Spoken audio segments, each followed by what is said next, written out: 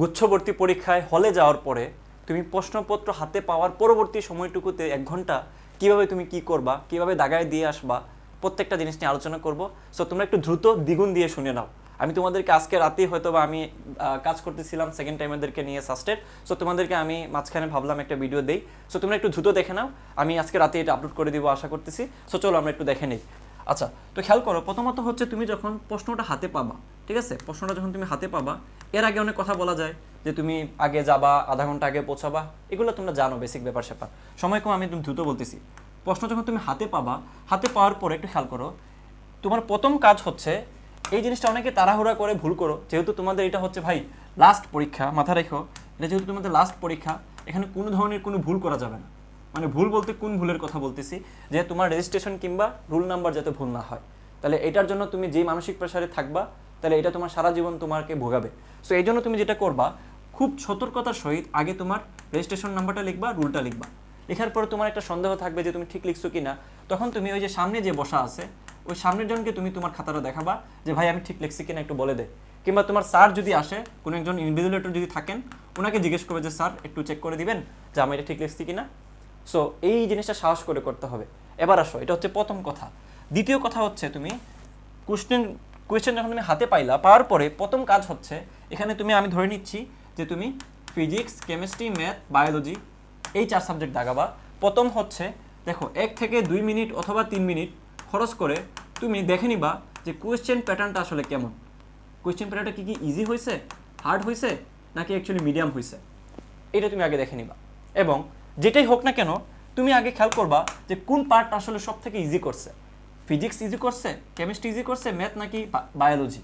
Say for example, তোমার দেখলা যে তুমি ফিজিক্স সব থেকে ইজি মনে হচ্ছে বা ইজি কোয়েশ্চেন করছে, তাহলে তুমি আগে একটা কি করবা, সিনক্রোনাইজ করে ফেলবা যে ভাই ফিজিক্স হচ্ছে সব থেকে তোমার সহজ করছে, তার থেকে একটু বেশি কঠিন করছে কেমিস্ট্রি, তার থেকে কঠিন করছে হচ্ছে বায়োলজি, তার থেকে কঠিন করছে হচ্ছে ম্যাথ। তাহলে তোমার ক্রমটা হবে, তুমি আগেই ফিজিক্স শুরু করবা, মানে আগেই ফিজিক্স দাগাবা, আগেই ফিজিক্স, তারপর কেমিস্ট্রি, তারপর বায়োলজি, তারপর হচ্ছে ম্যাথ। এইভাবে তুমি করবা, আগে থেকে সিলেক্ট করে যাবা না যে কী দাগাবা তুমি। কারণ কঠিন জিনিস দিয়ে শুরু করলে পরীক্ষার মোটিভেশনই কমে যাবে, পরবর্তীতে নার্ভাস হয়ে তুমি পুরো পরীক্ষায় নষ্ট করে ফেলবা। এবং বেশি বেশি ভুল করলে যেটা হবে, এই ভুলের কারণে, নেগেটিভ ইমপ্রেশনের কারণে পরবর্তী সময়টুকু ইজি জিনিসই ভুল হয়ে যাবে, এটা করা যাবে না। এজন্য সব থেকে ইজি পার্ট থেকে শুরু করবা। এমসিকিউ কয়টা হয়েছে সেটা হচ্ছে তোমার কথা, কোন এমসিকিউ দাগায় দিয়ে আসছো এটা কোনো বিষয় না। সো প্রথম কথা হচ্ছে ভাই, আমি ইজি জিনিসগুলো আমি পারতে হবে।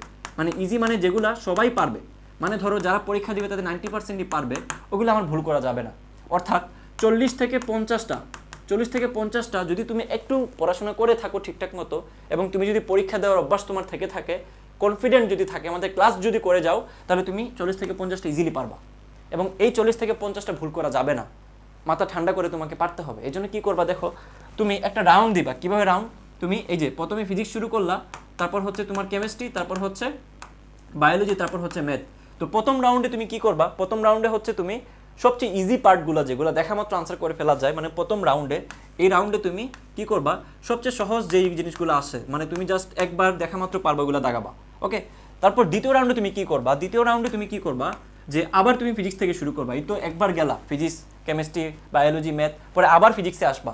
আসার পরে তুমি যেই জিনিসগুলো এখানে ফালাই গেছিলা, মানে স্কিপ করছিলা, মানে এই যে সহজগুলো যেগুলো দাগাইছিলা যে দেখা মতো আনসার করা যায়, তারপর হচ্ছে তুমি যেগুলো কঠিন বা একটু ক্যালকুলেশন করে বের করতে ওগুলো রেখে গেছিলা না, ওগুলো দিয়ে তুমি এখন আবার শুরু করো ফিজিক্স থেকে। ফিজিক্স পরে আবার কেমিস্ট্রি যাও, আবার বায়োলজি যাও, আবার ম্যাথ যাও। এভাবে করে তুমি একটু কঠিন বা একটু মিডিয়াম টাইপের যেগুলো ছিল ওগুলো তুমি সলভ করো। তুমি যদি ঠিকঠাক মতো এই পর্যন্ত আসতে পারো, তাহলে ভাইয়া বিশ্বাস করো তোমার চান্সটা নিশ্চিত, তোমার চান্স নিশ্চিত। এখন তোমার 4th রাউন্ডে তুমি তখন যাবা যখন তুমি ভাববা যে ভাই আমার অ্যাটলিস্ট 40+ ডান বা 50+ ডান, এখন আমার কাজ হবে মেরিট আগানোর ফাইট। মেরিট আগানোর জন্য তুমি আবার 3rd রাউন্ডে যাবা, এবং ওইটা তুমি যথেষ্ট টাইম পাবা যদি অ্যাকচুয়ালি তুমি এগুলো পারো। যদি এগুলাতেই তোমার টাইম নষ্ট হয়ে যায়, তাহলে তুমি চান্সটা নিশ্চিত করবা, শুধুমাত্র মেরিটে তোমার যাওয়ার কোনো সম্ভাবনা নাই। সো এই ছিল ব্যাপার। আরেকটা জিনিস মাথায় রাখবা, যে স্কিপ করার মেন্টালিটি নিয়ে আসতে হবে। স্কিপ কেন করবা, দেখো প্রথমত হচ্ছে তুমি কঠিন জিনিস দিয়ে শুরু করলে তোমারই লস। কোনো কারণে যদি ভুল হয়ে যায়, ওইটা একটা ভুল হইলে তোমার ঘাবড়ানোর একটা সম্ভাবনা থাকে। এই জন্য তুমি কঠিন জিনিস যেগুলো আছে সেগুলো জাস্ট তুমি, ভাই এটা একটু কঠিন মনে হচ্ছে, ওকে এটা স্কিপ, আমি এটা পরে দাগাবো। এটা কঠিন মনে হচ্ছে, এটা আমি পরে দাগাবো।